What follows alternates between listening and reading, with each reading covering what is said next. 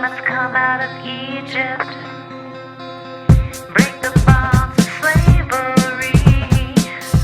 We must face our pharaohs if we're ever to be free.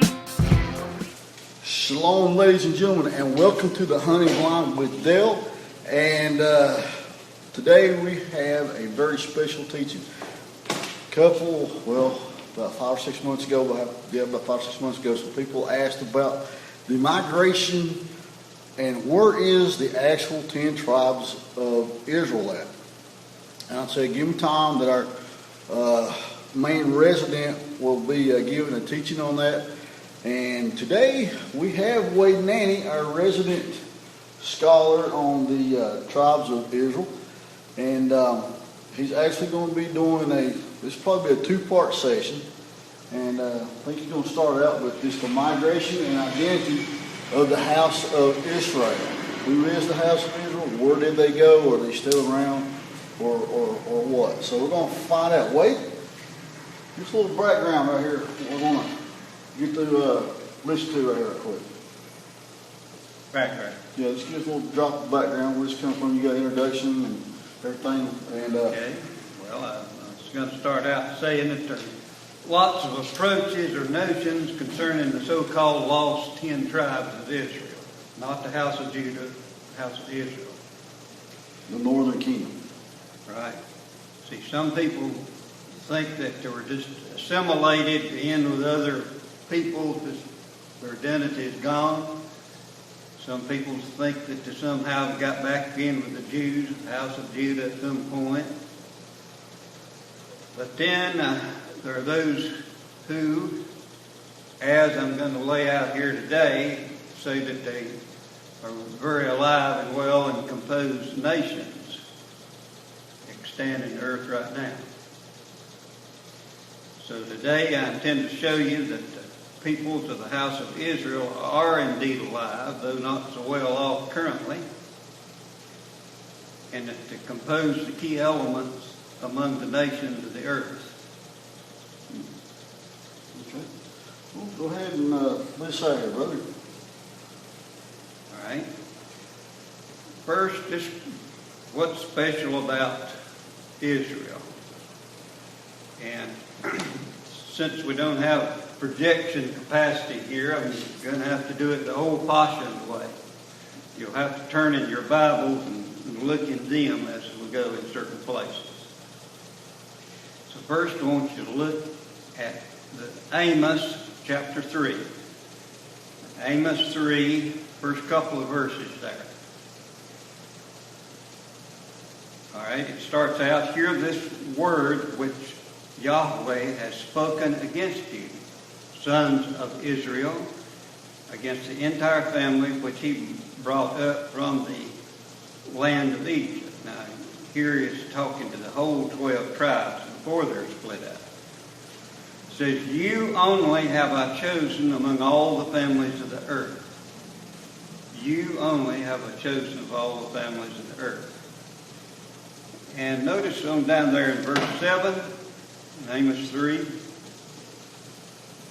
God just doesn't pull anything off by surprise.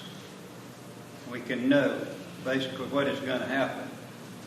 Because verse 7 says, surely the Lord God does nothing unless he reveals it his secret counsel. I believe the King James says, except he reveal his secret to his servant, the prophets. See? So there are prophets. We have them all through here that tell what's going to happen with these people. Okay, next let's turn back to Deuteronomy 7, verse 6. Deuteronomy, Devarim, and we want chapter 7, verse 6. For you are a holy people to Yahweh your Elohim, Lord your God. The Lord your God has chosen you to be a people for his own possession out of all the peoples who are on the face of the earth. The Lord did not set his love on you, nor choose you, because you were more in number than any of the peoples, for you were the fewest of peoples. But because the Lord loved you and kept the oath which he swore to your forefathers, the Lord has brought you out by a mighty hand, and redeemed you from the house of slavery, from the hand of Pharaoh, king of Egypt. Know therefore that the Lord your God, he is God. Okay. So we can see that this is the special people chosen by God to work out his own plan on earth. And from here, let's go back to Genesis, Bereshit, the beginning, and look at chapter 12. This is where the special people start being brought about. Here we have Abram, before his name is changed to Abraham. Okay. In chapter 12, verse 1, it says, Now the Lord said to Abram, Go forth from your country, from your relatives, from your father's house, to the land which I will show you, and I will make you a great nation. And going a little further, in verse 4, it says, So Abram went forth, and Abram departed. No argument, no reasoning, delay. He just immediately did what God told him. Now, what I'm pointing out here, it's verse 2. I will make you a great nation, singular, one nation, in this terminology here. And in verse 2,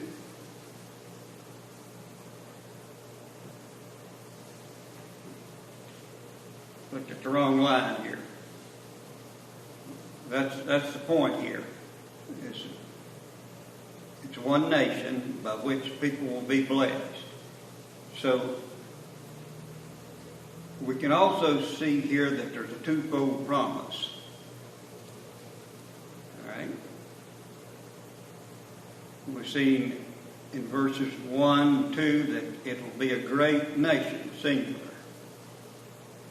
All right. Verse 3, and I will bless those who bless you, and the one who curses you I will curse. And in you all the families of the earth will be blessed. All the families of the earth will be blessed. So what I'm pointing out here is that there's two types of blessings. One is national and material. The other is spiritual. Some people have stated it this way. The blessings include grace and grace.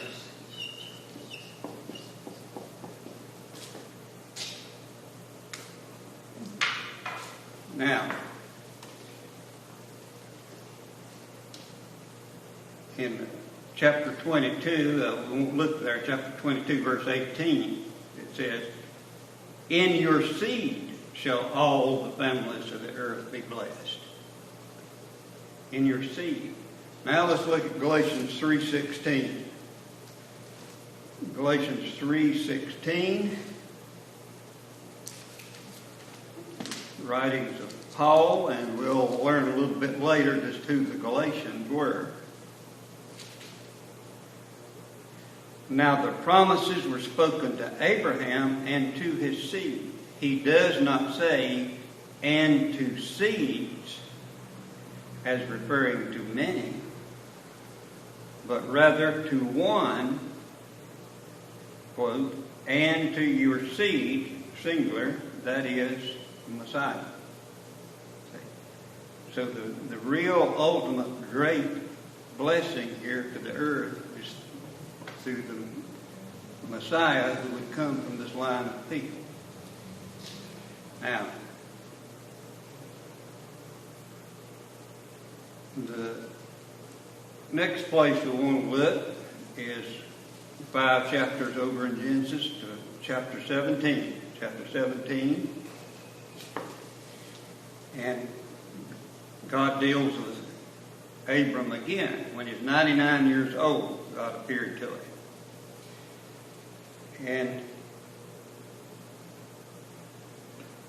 here he says, I am God Almighty. Walk before me and be blameless. I will establish my covenant between me and you, and I will multiply you exceedingly.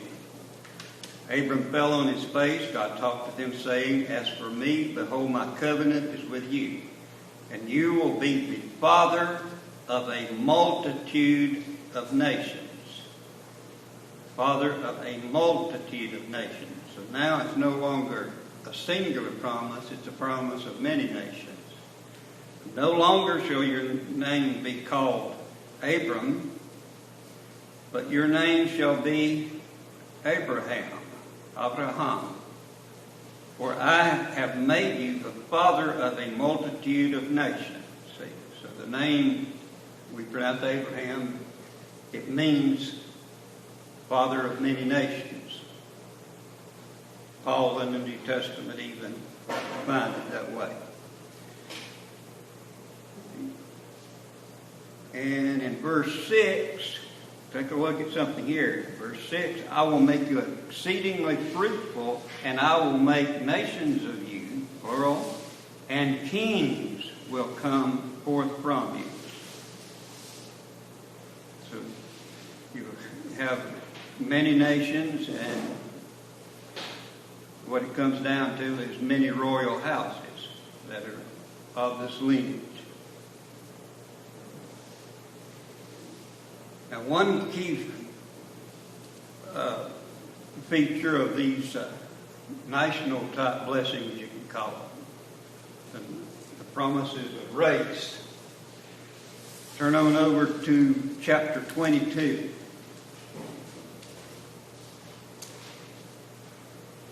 Still in Genesis, right? Right, still in Genesis. In chapter 22, verses 16 through 18. 22, 16 through 18.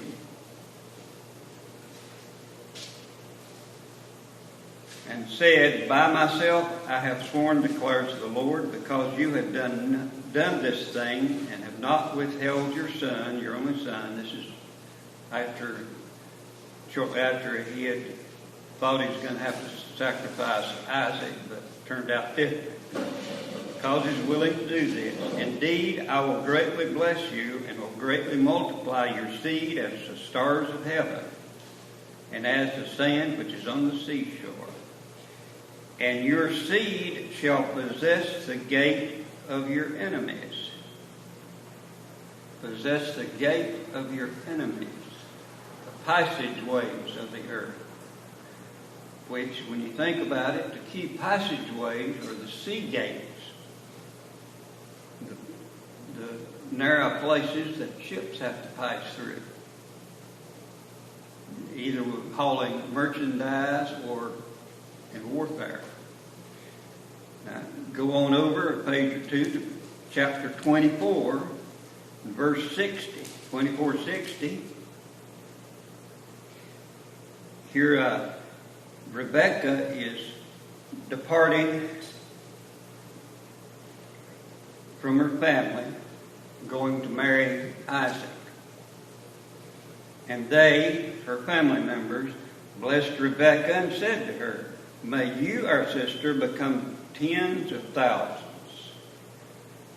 No, I read that wrong. Become thousands of 10,000s, multiple millions. And may your descendants possess the gate of those who hate them. So you have the promise repeated. And there's something very special here, if you're familiar with it. Ordinarily in the Hebrew text, an olive tav indicates that the following word is an objective case, an object. When it is, it has a bar up here in the word. When in the Masoretic text, you have an olive tall just standing alone. There's something very special there. God's getting our attention. In both cases here, it says, your seed will possess the olive tall gate of their enemies. It's got a bar. Hmm? Yeah, the bar on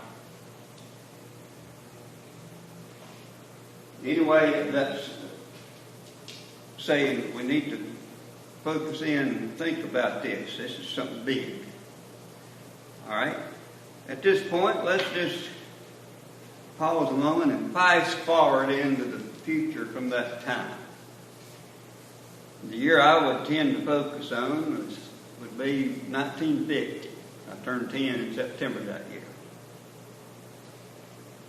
At that time,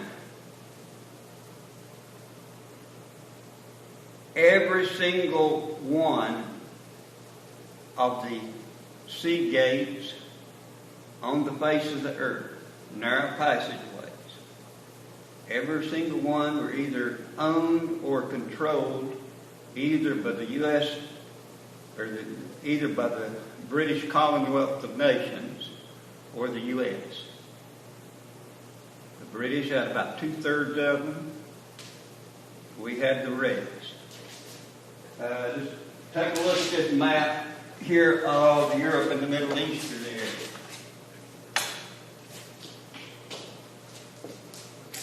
Okay. I would say the three key passageways are the Suez Canal, connecting the Mediterranean with the Red Sea so that it can go into the Indian Ocean, Pacific, Gibraltar, and the Panama Canal. Okay. Britain has and actually still has Gibraltar somehow. They long since gave up Suez, and Jimmy Carter gave Panama to the dictator down there a good many years back. But all over the map, the Singapore, for instance, Hong Kong, where they have to skirt along the bottom of Asia, islands out in the Pacific, like Hawaii and Guam, where ships need to stop over, getting across that wide ocean. The Russians only have one sort of open water seaport. It's way up here next to the Arctic Circle and frozen in part of the time. And any traffic in this area here, see, it either has to come through the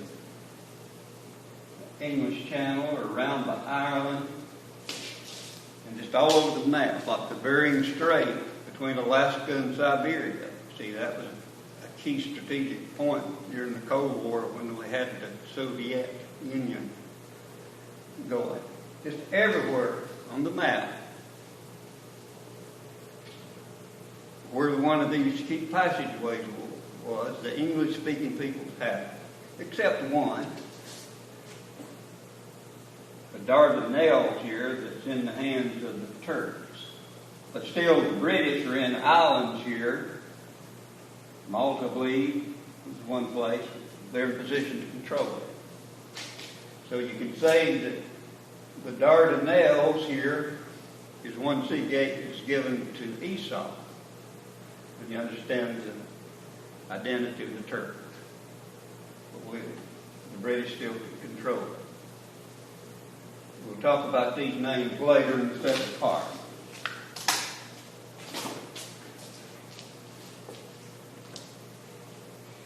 Okay, look now at Genesis 35:11.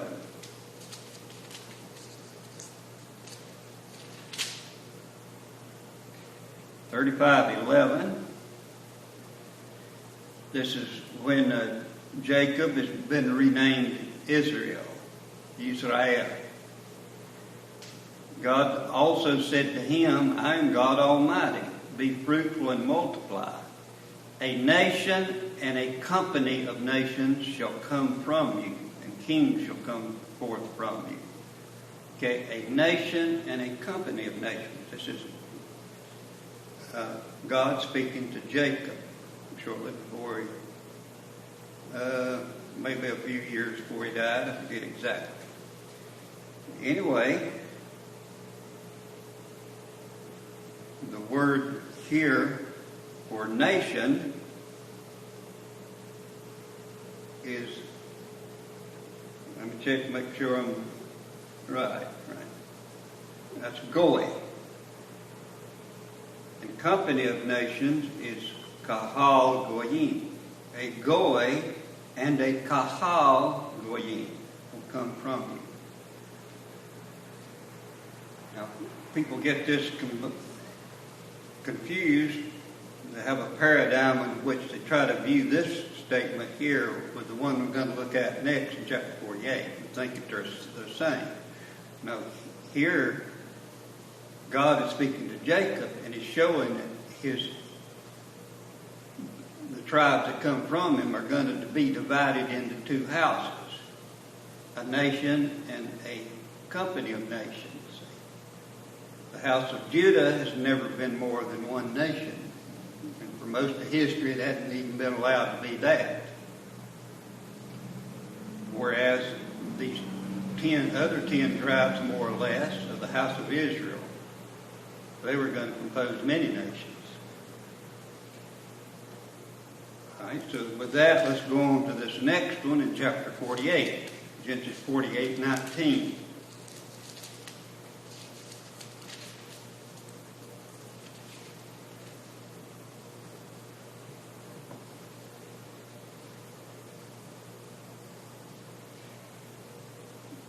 Here, Jacob is on his deathbed. This is shortly before he's going to die. And Joseph comes and brings his 2 young sons, Manasseh and Ephraim. Comes to visit the father and to get a special blessing. Let's just start with verse 17.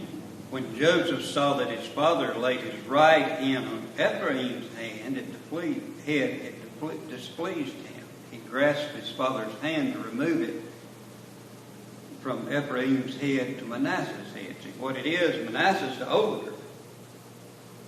See, he should be considered the firstborn and get the majority of the blessing, but yet Jacob crossed his hands and transferred the firstborn part to the younger son, Ephraim.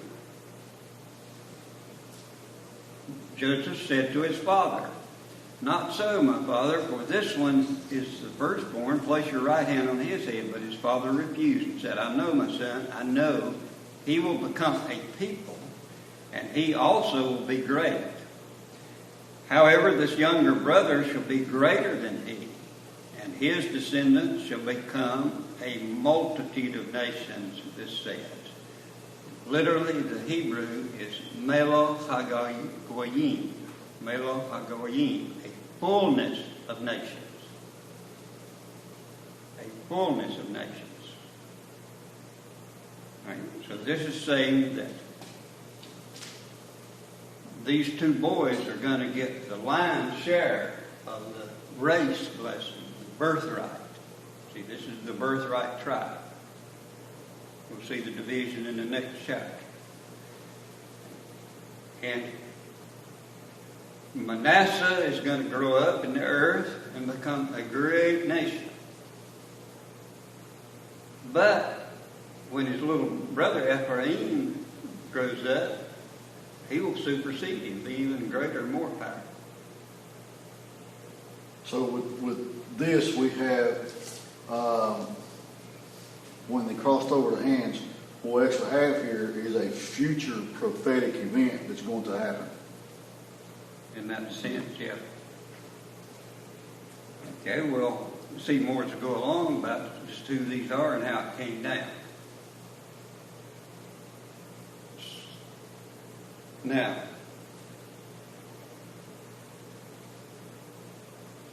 let's look at the next chapter, chapter 49. We'll see how that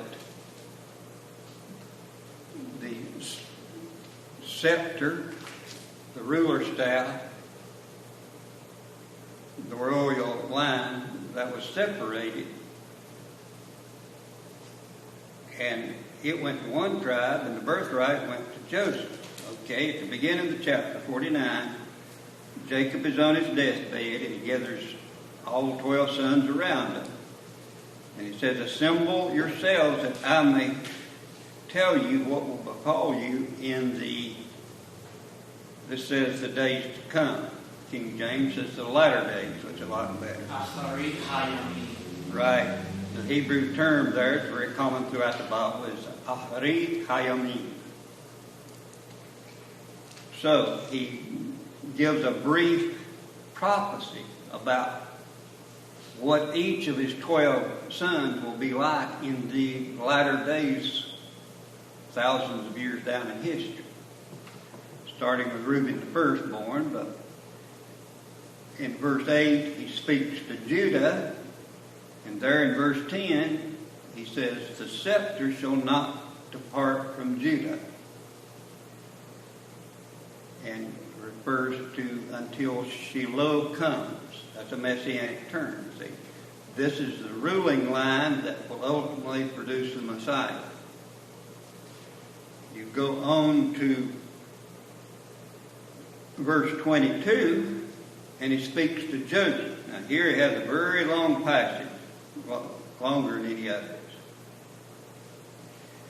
Joseph is a fruitful bough by a spring. Its branches run over the wall. Okay. Just think of some plant, like a viney plant, that has its roots in spring water. It grows like mad and spreads out in all directions. So you get the hint there of a colonizing people that spread all over the earth. We'll see some more on that up over here. Verse 23, the archers bitterly attacked him and shot at him and harassed him, but his bow remained firm, and his arms were agile from the hands of the mighty one of Jacob. From there is the shepherd, the stone of Israel. See, that shows great success in wartime. From the God of your father, verse 25. The God of your father who helps you, and by the Almighty who blesses you with the blessings of heaven above, blessings of the deep that lies beneath, blessings of the breast, the womb, the blessings of your father have sufficed the blessings of my ancestors. Up to the utmost bound of the everlasting hills may they be on the head of Joseph, and on the crown of the head of the one distinguished among his brothers. See? So there's just all sorts of blessings when you concentrate on them. Blessings from heaven above. See, that's climate and weather. Blessings of the deep. All right. Think of all the coal and oil reserves, gold, minerals, just loads of things that we get out of the earth. The blessing of the breast and the womb, see. Large families that rapidly multiply. And this is a basic picture of Joseph, what that birthright blessing entailed for the latter days, see. You can get additional information on this when you look at Moses' prophecy in Deuteronomy 33. So let's go there now. Deuteronomy 33.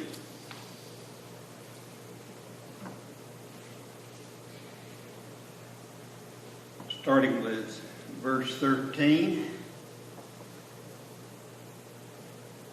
But again, much like Jacob did on his deathbed, Moses is giving prophecies of the 12 tribes, but he does them in a different order. And in verse 13, of Joseph he said, blessed of the Lord be his land, with the choice things of heaven and the dew, and from the deep lying beneath. with the choice yield of the sun. See, that's crops, productivity. With the choice produce of the months. And with the best things of the ancient mountains. See, again, think coal, oil, gold, silver, platinum, diamonds, you name it. And with the choice things of the everlasting hill, with the choice things of the earth in its fullness, and the favor of him who dwelt in the bush, referring to the burning bush, the one who spoke from the burning bush. Let it come to the head of Joseph, and to the crown of the head of the one distinguished among his brothers. Okay. Let's fast forward again to 1950. And when I think back then, it was so different than now. In our study here a while ago, we focusing at times on just how bad things are now. We're the greatest debtor in the world. Owe our souls to the Chinese. Everything just seems to be going to pot. Well, it wasn't that way in 1950. In fact, I've got the exact details of what it was like statistically. Okay,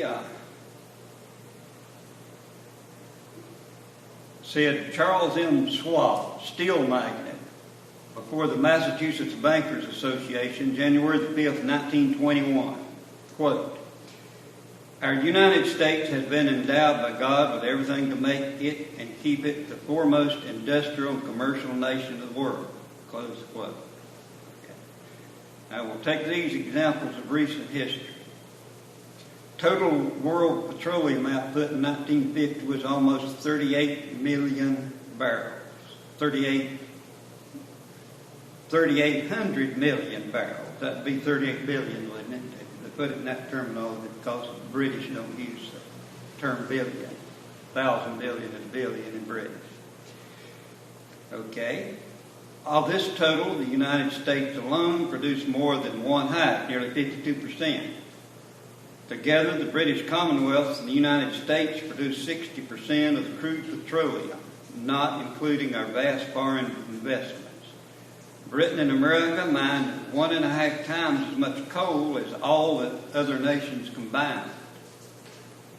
Now they won't even hardly let them mine coal anymore. My wife was telling them this morning, she talked to my older daughter over in Virginia. Her husband's a coal miner. He's been out of work for weeks, don't know when he's going to get to go back to work. Because Obama won't let the mines flow like they should. Together, the British Commonwealth and America produced 3/4 of the world's steel. The United States alone produced almost 60%, or 105,200,000 short tons in 1951. The United States produced 1 1/3 times as much pig iron as all the other nations combined. The English-speaking nations possess nearly 95% of the world's nickel, chiefly from Canada, 80% of the world's aluminum, 75% of the zinc. The British Commonwealth completely dominated the production of chromite from South Africa, and together Britain and America produced 2/3 of the world's rubber and dominate the world's copper, lead, tin, bauxite, and other precious metal outputs.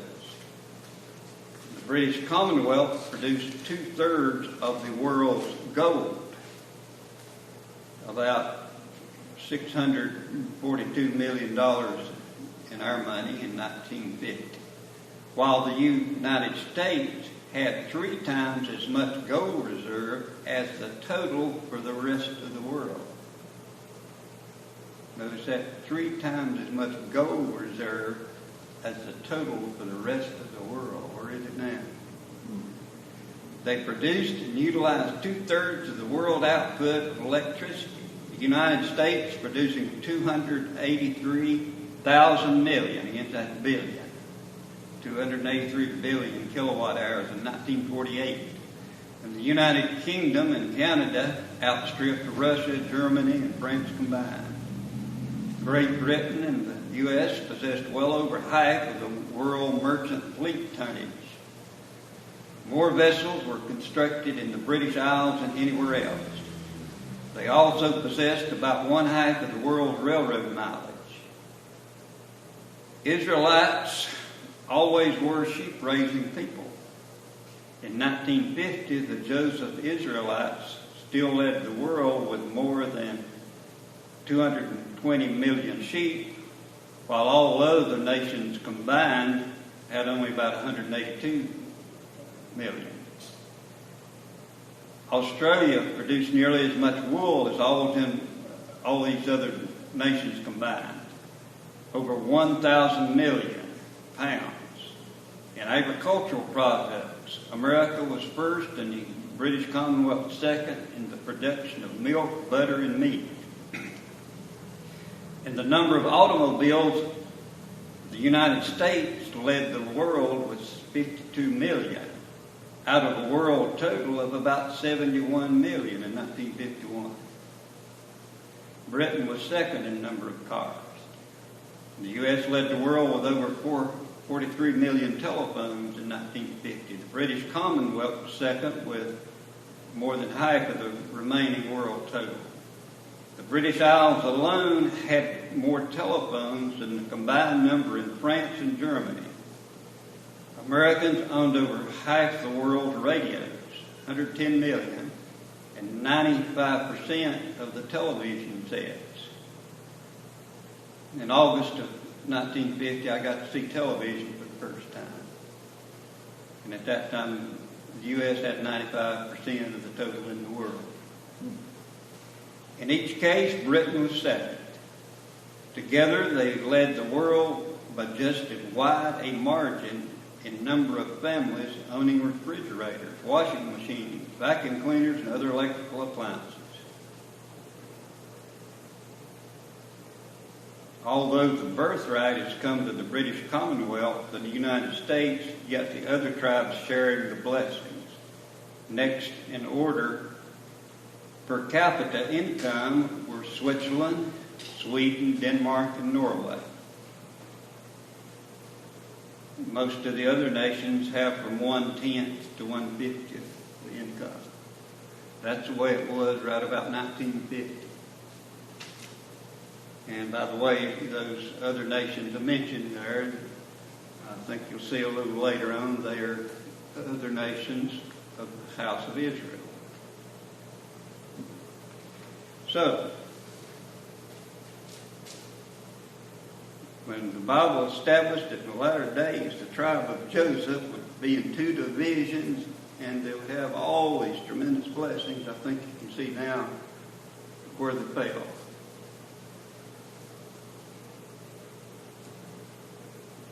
Right. We'll next turn to 2 Kings 16. 2 Kings 16. I'll trust you to have the general knowledge of the history of Israel. You know, they went down through Saul. They had the period of the judges and King Saul and then David and Solomon. And after Solomon died, horrible things happened. In 2 Kings 16,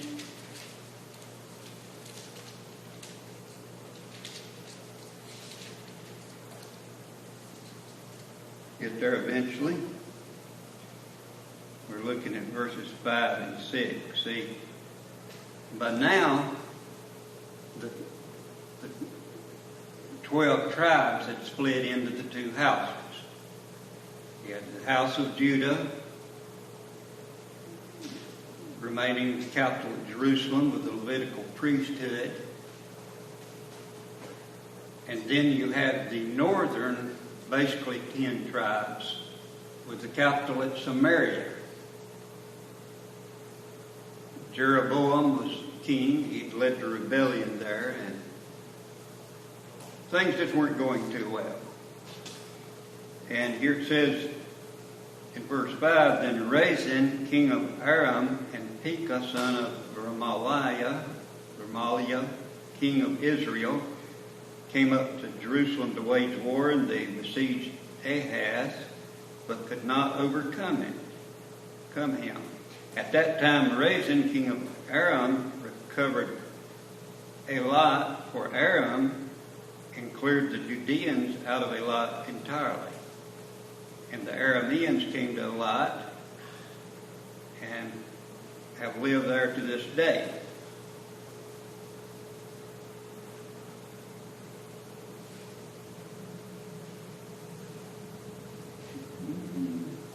Do I have the right place here? I'm sorry. Let's see.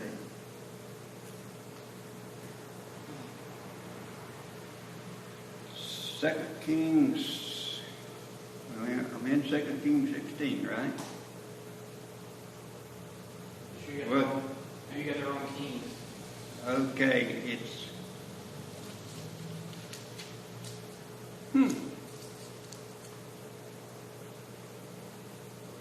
Anyway, it's the same general setup and time period here. What it was,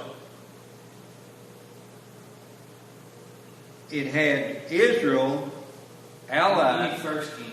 What? First king. Is that it? Yeah. How did I get it to you? 1 Kings 16, 6. Then. Got to do better than that. 1 Kings 16, I don't believe that's it. All right.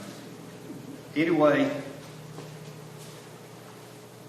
the Israelites, the house of Israel, were allied with these people who were going against the Jews. See, it's the first time in the Bible that the name or the nickname Yehudi is used, Jews. And here you find that Israelites are warring against the Jews. So that shows right there that you have two different nations of Israelites. So you got the northern brother going up against the southern brother. Right. Okay. Now let's look at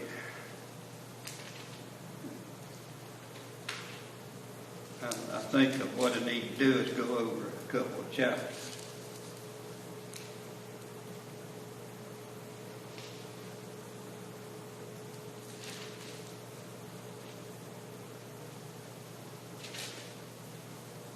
Okay, in chapter 17,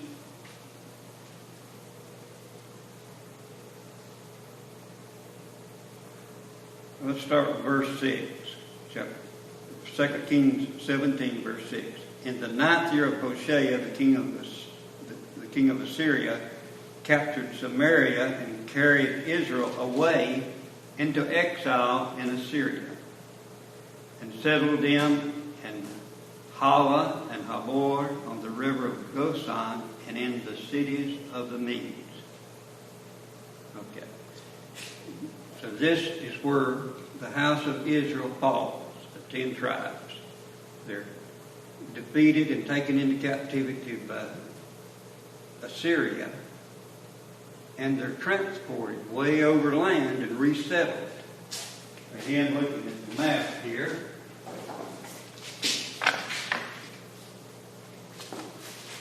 just glance at that right there. See, here's Israel, Jerusalem.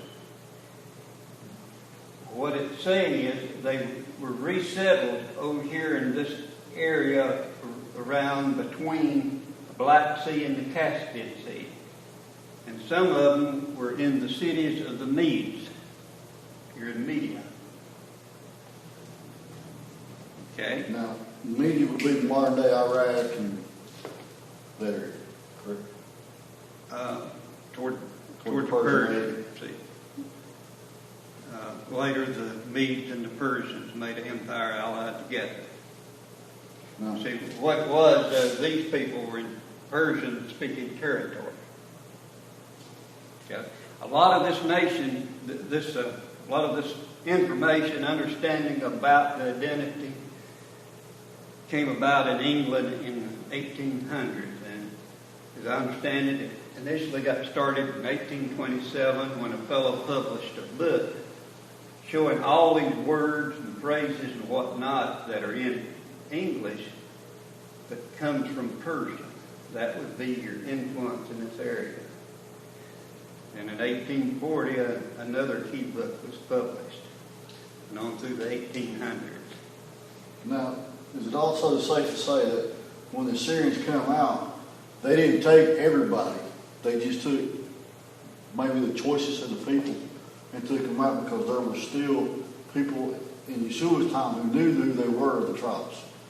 So it was actually, they kind of like in Babylon come in, take just the choicest people, stuff like that, and then took them, moved them out to where they could use them. And Yeah, one way or another, some of the families of the Israelites, house of Israel, were left in with the Jews. I mean, you can see that like in the account of the Mary and Joseph taking the baby Yeshua to the temple, and then it was an old lady, wasn't it? A prophetess, and she was of the tribe of Asher.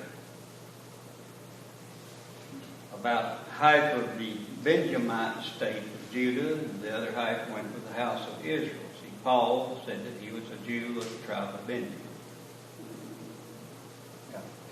And they're generally, when people are taken captive like that, you see that with Daniel and his cohorts, they'll pick the choices first. And I don't believe I have it down here, the reference, but there's a passage that shows that after removing the house of Israel from the area of Samaria, they moved in 5 Babylonian tribes there that come down even today as the Samaritans. The Samaritans were a mixed race, weren't they? Yeah. Now, let's look at 1 Chronicles 5:26.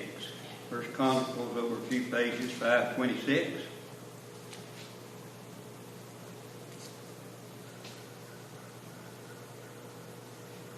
So the God of Israel stirred up the spirit of Pul, king of Assyria, even the spirit of Tiglath-Pileser, or however you pronounce it, king of Assyria, and he carried them away into exile, namely the Reubenites, the Gadites, and the half tribe of Manasseh, and brought them to Hala, Abor, Hara, and to the river Gosan to this day. So again, this area over in here. Now this was the very first elements that were taken captivity and moved. Right? And notice the first name mentioned was Reuben, the firstborn. All right. Now this, at this point, how does it put it in this translation? Carried them away into exile. Okay, what you have there is simply the Hebrew term God. Gimel Lamed He.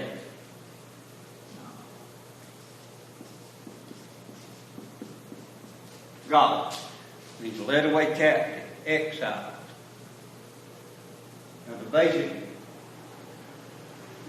root meaning of this is something like denuded, laid bare. Brad Scott says like going out through the woods, you see a rock and you turn it over and see what's underneath it. See? When you're jerked up from your home with clothes on your back, maybe a few possessions, you can drag along and take it somewhere else. I mean, you're laid bare. You've got nothing left to hide. And several years ago with this, I did a teaching on this. I called the implications of the Hebrew term God. All right? Gimel, that represents the head and neck of the camel. So that's pride, arrogance. Lamed is a staff.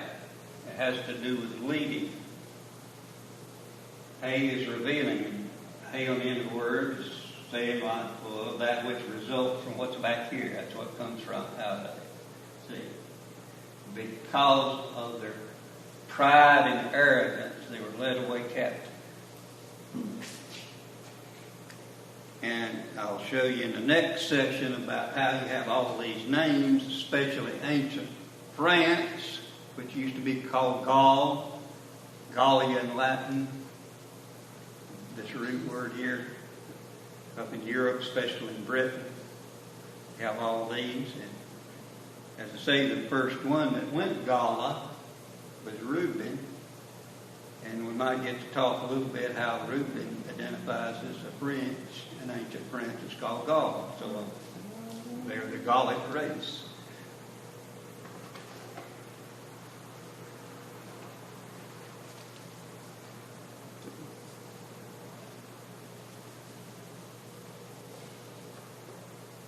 Now, just what happened to all these people that got transported over into that area there? Well, eventually over the centuries, there were 3 migrations out. It wasn't very long until the Syrians lost control. The Assyrians, they were under attack by their former captives. I mean, when the Israelites got over there and went through that ordeal, they got lean and mean. They were even burning the Assyrian city. At the same time, the Babylonians came in and overran Assyria. So you had all this horde of Assyrian tribes and Israelite elements heading up into Europe.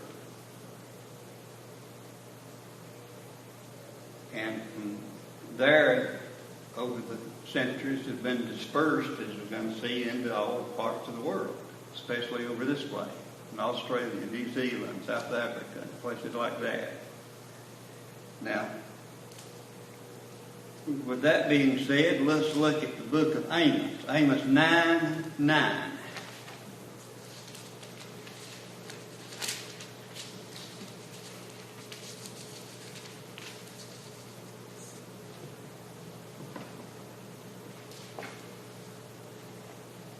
Amos 9, verse 9. See, in verse 8, it wound up saying, "Nevertheless, I will not totally destroy the house of Jacob, declares the Lord. For behold, I am commanding, and I will shape the house of Israel," not the house of Judah, but the house of Israel. "I will shape the house of Israel among all nations as grain is shaken or sifted through a sieve, but not a kernel will fall to the ground." See, that was saying that the peoples of the house of Israel would be sifted through many nations, but eventually they'd wind up where they're all supposed to be.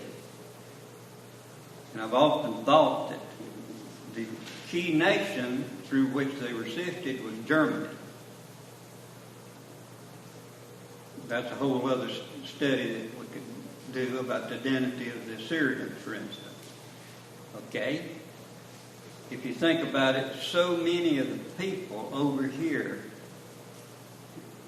in this country came out of Germany. A lot of them still have identifiable German names. One branch of my family came out in the 1790s. We have one sitting right here, I believe.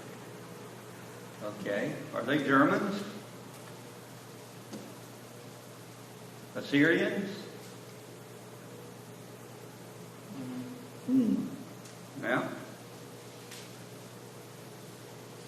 do they have the same nature that you see amongst the Assyrians that really went to pot under Nazism?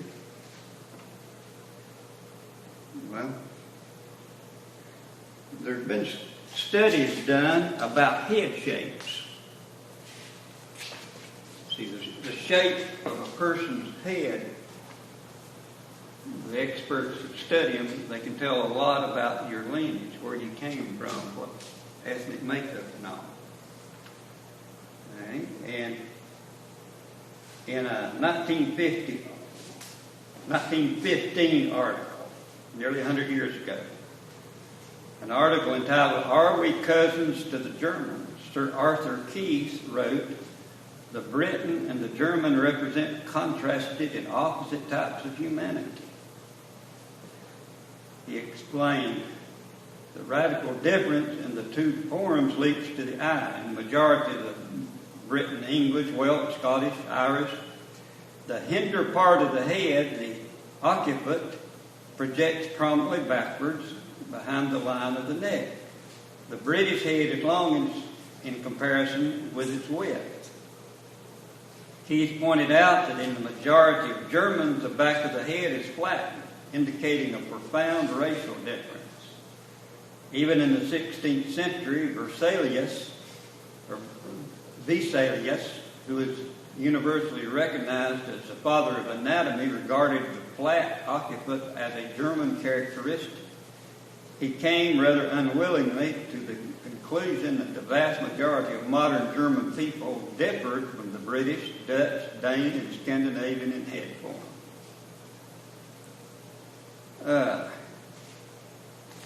All right, there's been other studies and commentaries on that,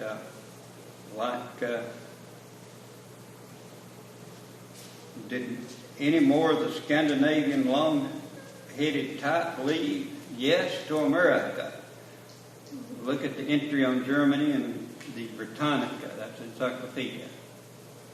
There have been many great oscillations in actual immigration by sea. It first exceeded 100,000 soon after the Franco-German War. That's 1872. And this occurred again in the years 1880 to 1892. 1892 was about the time that our cohort, John Schweitzer's family, came out of Germany, Leipzig. Germany lost during these 13 years more than 1,700,000 inhabitants by immigration. The total number of those who sailed for the United States from 1820 to 1900 may be estimated at more than 4.5 million. The greater number of the more recent immigrants to the U.S. was from the agricultural provinces of northern Germany. Okay, and what's so special about northern Germany? And this reference from Ripley's Races of Europe, northwestern Germany, Hanover, Schleswig, Holstein, Westphalia, is distinctively allied to the physical type of the Swedes, Norwegians, and Danes, all the remainder of the empire. No, not even excluding Prussia, east of the Elbe, is less Teutonic in type. So it shows that it was a different element of people left out from what stayed. And it's generally known that the northern Low Germans differ from the southern High Germans. But there are differences even among the Low Germans. See, the standard German that the speaker used and all, like Hitler spoke, that's Altdeutsch, High German. So many of these people came over here, like the Amish and the Mennonites, so forth. They spoke Plattdeutsch, which they pronounced Plattdeutsch. We know that in some cases it's Pennsylvania Dutch, but really it's Low German. Okay. Those immigrants who went to the USA in the 1800s were somehow different from those who stayed behind, and German officials themselves remarked on such a difference. So it's just very clearly that the people who came out of there were a different group of people from the German populace that stayed.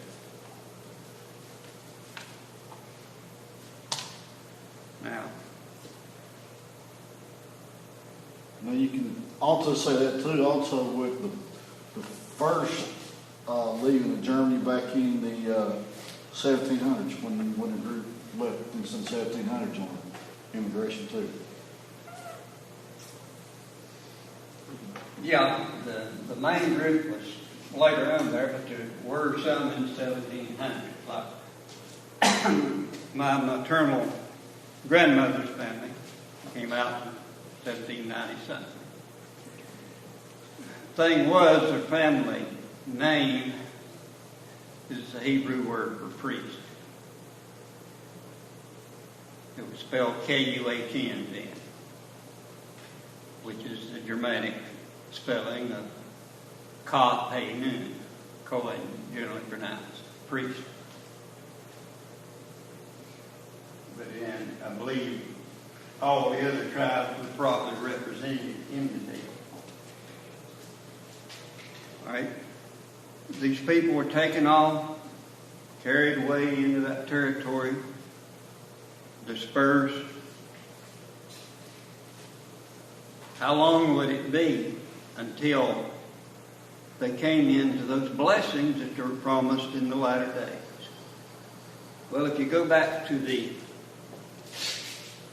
blessings and cursings, the blessings and curses in Leviticus 28, Leviticus 26, they're pretty much repeated and expounded on in Deuteronomy 28, which we went through in our study here today. All right. In that area there,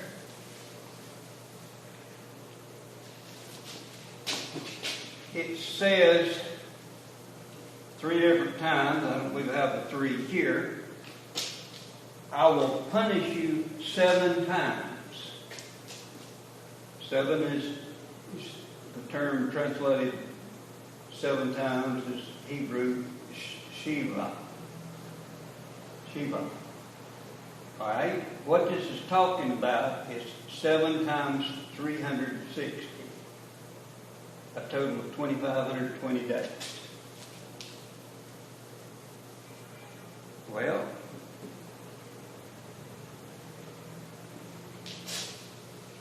a lot of times you'll have maybe a forerunner fulfillment and a latter fulfillment. In the latter, you'll have a day for a year. I have given thee a day for a year.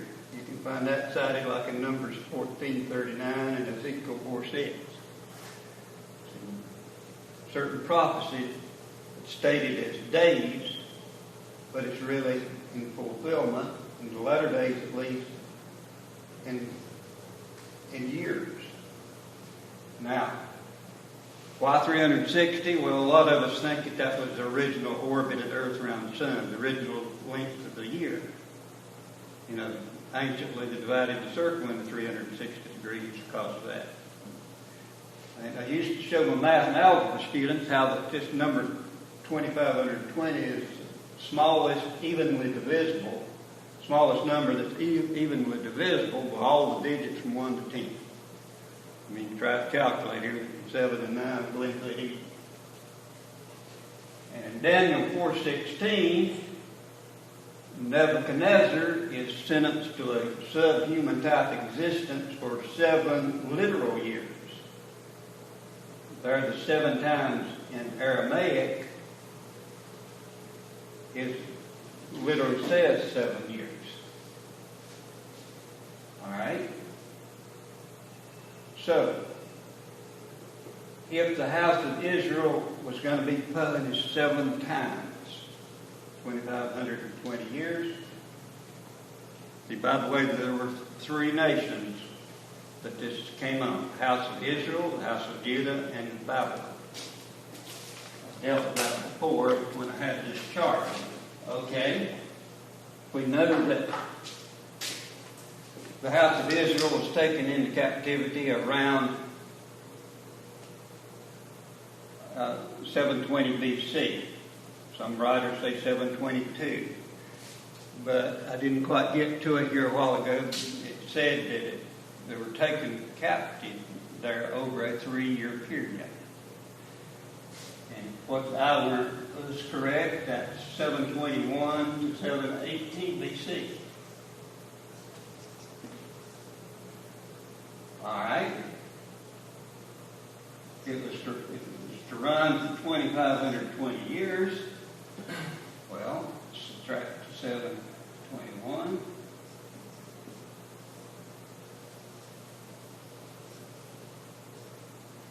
But when you cross from BC to AD, there's no 0 year, so you always got to add 1 to make it come out right. So, if this is correct, we're talking about it being lifted about the year 1800 to 1803. Okay, was something going on in the world big then? Well, the British, right at that time, they got over their loss of the colonies over here and they turned their interest commercially out into the world.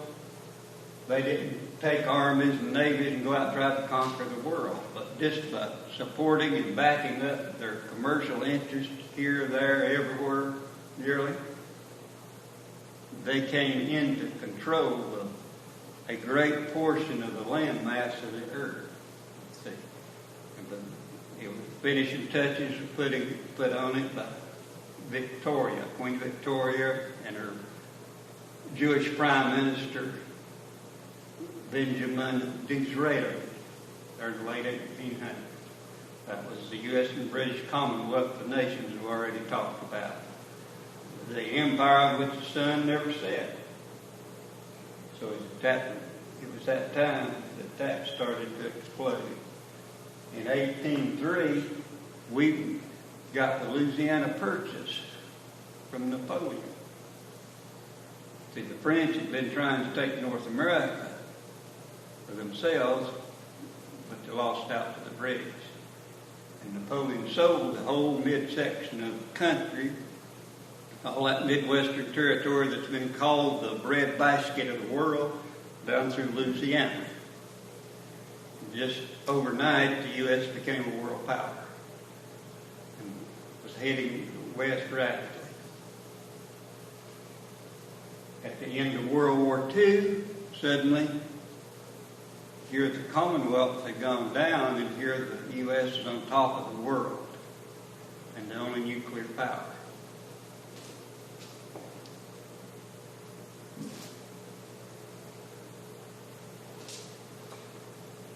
So, how long have we gone here? Number 6. Anyway, any questions, anything we need to cover here? I know this is disjointed, and this is such a vast subject. I just can't get it narrowed down right. I hope it's clear for part of So the far, basic trying to get it across. sounds good because you're showing dates here, and you're showing how everything was divided up and what happened with the tribes. So, and in the next session that you're going to do, you're going to show the actual migration, and I think you said we're going to call it the migration. Linguistic indications of the house of Israel. Call it that. One thing, see, eventually these blessings were going to come to an end. See, you got multiple prophecies about that, and you can see that we're in the curses now, I would hope. Okay.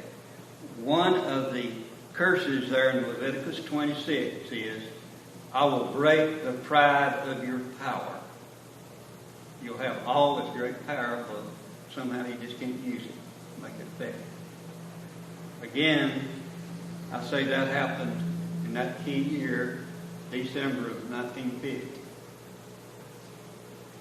See, we had put down the Nazi attempt to take us, as well as the samurai war called Japan. Only nuclear power on earth, all its power and wealth. Okay, the communist Chinese and the locals are trying to take over Korea. General MacArthur was going to just put a stop to that, period. Whatever it took, he's going to stop that. But then the State Department has got too much power, and they got the President Truman, and they fired MacArthur, and, well, after Eisenhower got in 53, they just drew a line across the middle, 38 parallel to the north, and even today you got some people starving while the nuts running at a nuclear threat. Below that, you got an economic powerhouse in the world. Okay, shortly after that, Herbert Armstrong on the radio started declaring that the pride of our power had been broken, that we never would win another war. And we haven't. We finally gave Vietnam over to the communists, got out in disgrace.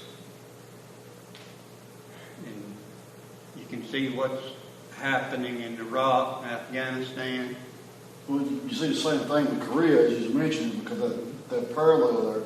We was also at war with China because China came across the Yalu River and was fought them, and there never has been a ceasefire and a declaration of peace on that. So we're totally still at war with them. Yeah, the thing's still going on today. Yeah, but now we're the con, so that pretty much makes our leadership traitors because they're trading with the enemy. So they're doing what normal people would do, what we call it hunting for treason. They're doing it today with them, and that's being still at war with them. Right, but at that time the U.S. had the position and the power to control anything in the world that this would have done. But they were broken at that time. So we'll end this here, and the next time, like I say, I want to go into, I guess, my specialty. See, once upon a time I was a language major, and talk about the linguistic evidences of who and these Israelites are and where they went. So we'll see you then. So check out part 2 of the tribes of Israel, where the 10 tribes go, with the linguistic evidence of the 10 tribes. Shalom. Take off your shoes. You're standing